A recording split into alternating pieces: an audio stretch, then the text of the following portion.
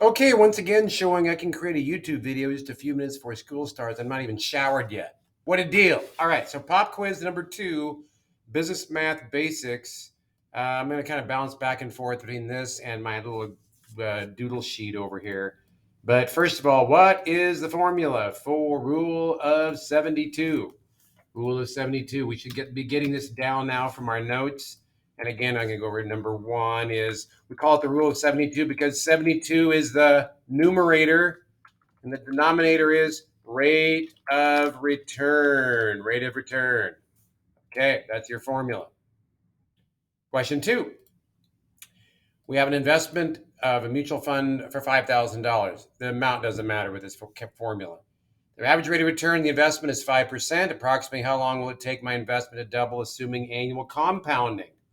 What? Okay, 2. So I'm going to take again 72 divided by my rate of return, which is 5%. And again, you just convert the rate of return. Actually, you don't convert the rate of return. You just leave it as a whole number. 72 divided by 5 equals, I'm seeing 14.4 years, if I'm rounding to the nearest tenth of a year. 14.4 years, assuming annual compounding. Again, every year we're resetting what we call the principal or the main balance in our investment. We're calculating interest on that new balance. That's what compounding is. Okay, number 3, we have Microsoft. For a year ago, it was selling at 62.30. I'm going to do a little timeline here. All right, with X1 and X2 on it. You can't see this yet, by the way. I'm just kind of, like I said, I'm just doodling. This is live, right on? Trying to do a video before school starts. All right. So what we're talking about here is I started at 62.30. I finished a year later at 88.19. What is my percentage increase or decrease in the stock over 1 year, rounded to the nearest percent?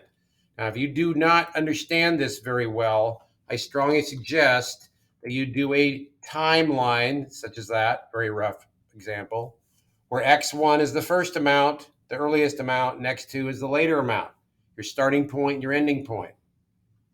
What is X1? What is X1? It equals 62.30. Follow Reardon, you can type okay. And X2 equals, what was it again? 88.19. 88.19. I think I created that as a multiple choice question. Looks like I need to change my quiz. Remember, your formula is X2, my ending point, minus X1, my beginning point. And that quantity, if I'm going sideways, I have to show it as a quantity, divided by your starting point, which is X1. 88.19 minus 62.30 divided by 62.30. I think you end up with something in the vicinity of 42%, I hope. All right. Again, if you don't do well on those kinds of questions, put in that timeline X1, X2. Next question on number 4, Southwest Airlines, February 13th, selling for $58.26. A month later, and I'm not making this up, I looked at their historical prices. We were talking in class about the impact of COVID on the travel industry. Here's an example. A month later, it was selling at $24 per share. What's the percentage gain or loss in Southwest stock during that time? X1 is $58.26. X2 is $24. Give you a visual here. Okay, so we have X2, 24. I'll do this with the quantity. I just want to make sure we do that calculation first. Minus 58.26, my beginning point, X1, divided by what? My beginning point, X1. What's the change? It is minus 59%. Now, a couple rules. Don't forget, after you end up with 0.59, so if I was doing this correctly, I'd say You came up with 0.59 something, right? Then you have to convert that by moving the decimal place over 2 spots to the right to get 59%. And then, like I should have said up above here as well, we were joking in class about the smell test. Does it make sense? Does it make sense? Step back from the numbers. Does it make sense? It makes sense that my stock grew 42% in 1 year. Well, that's unusual, but it's possible. And you should be able to eyeball the Southwest numbers and go, oh my goodness, we lost a lot of money. We lost a lot of money.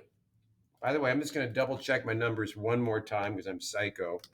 24 minus 58.26 divided by 58.26, right on? 0.5881. So I actually ended up with 5881. I rounded that to the nearest tenth or 100th of a percent, and I got 59%. And did I get plus? No, Reardon, you got minus. Minus, that's a negative 24 minus 58.26.